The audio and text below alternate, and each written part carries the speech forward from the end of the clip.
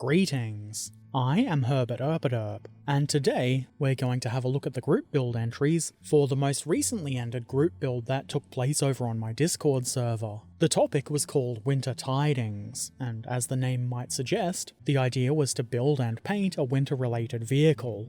There will be a new group build soon, the topic for which hasn't been decided yet.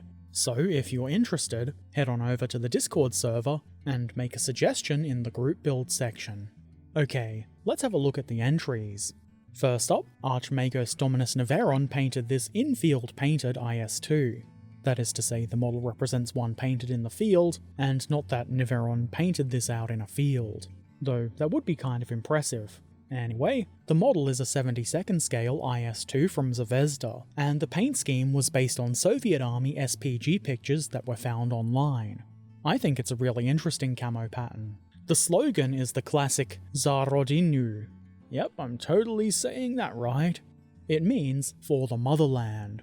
Niveron apparently hated writing cursive Cyrillic in school, and was reminded of that when painting the slogan. But I would say that it was worth reliving that trauma. It's worked rather nicely.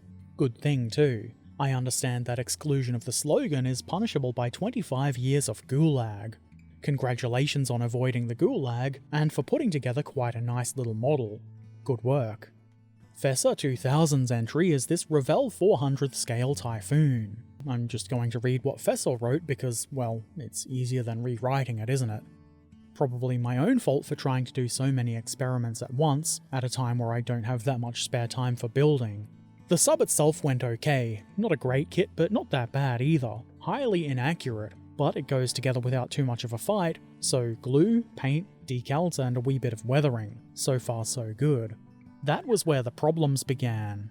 My plan was to encase it in clear resin with some white resin on top to simulate ice. I wanted to make the ice look like the sub had just broken through, so the various shards had to look like they fitted together and were just being pushed out of the way by the sub. So I made a temporary mold out of clay and several layers of plastic wrap. Push it well into the clay, pour the resin carefully, and come back a few days later, and face an absolute disaster.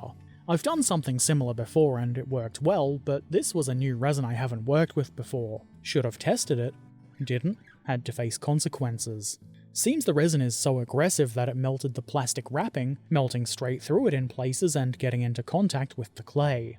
Now, porous clay and resin, well, that bonds very well indeed, with the plastic wrapping in between. So rather than having a nice jigsaw puzzle of ice, all I had left were a few bits and pieces that I could save. Right, so forget about encasing the sub, just stick a bit of ice to it in a random fashion and call it a day. So that's what I did. Between the resin pieces I placed thin sheets of clear plastic held in place with UV resin, poured more UV resin on the bottom side to give it a bit of volume, and then add a bit of water effect on top to simulate waves. Finish it off with a sprinkle of snow on top, and, well, it kinda looks bad, doesn't it? I mean, it looks just like what it is. Random pieces of resin stuck to a sub. Oh well, I did get to experiment with the new resin, and tried some new techniques with the UV resin. Can't say I'm happy, in fact it's probably going straight into the bin now that I've taken the final photos of it, but at least I learned something, and it was a cheap and not very good kit, so no tears over ruining it. Just don't think too much about the cost of all that resin. I will say, and this is Herbert speaking again, you might not be happy with the result, but I don't think it's that bad. The ice doesn't quite look right, but it's not the worst ice I've ever seen. And the important thing is, like you said, that you've experimented and you've learned things. And that's not nothing. As the youth are always saying, ever forward, always learning. And twirling, twirling, twirling. The third entry is from Muse, who 3D printed this Armstrong gun. Again, I'm going to read out what was sent to me because it's probably better than what I could come up with myself. It's more about the history rather than the model, but that's okay, it's interesting.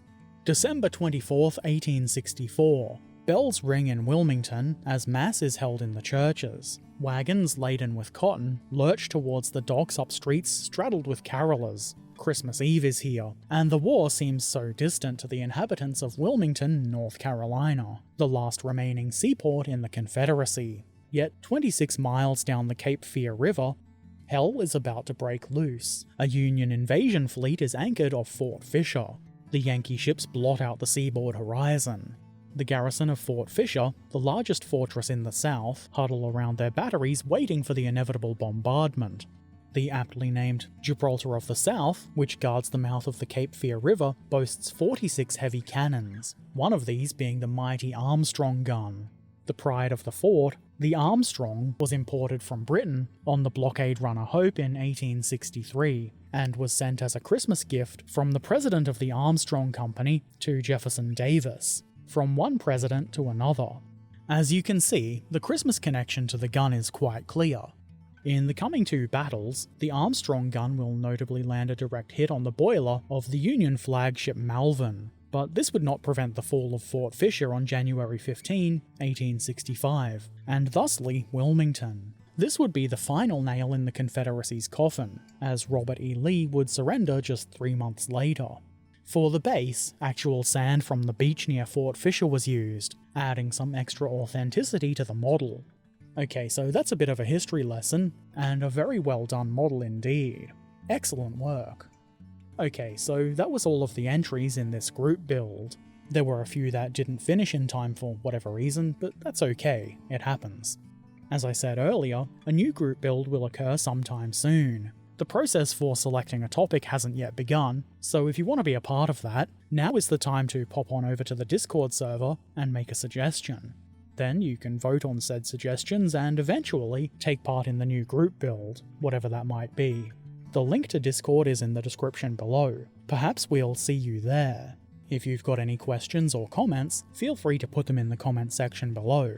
And as always, I shall return soon. So until then, be excellent to each other, have a wonderful day, and thanks for watching. Farewell.